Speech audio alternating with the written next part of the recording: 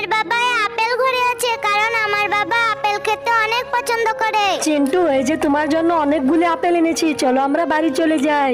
এবার আমার বাবাকে খুঁজি।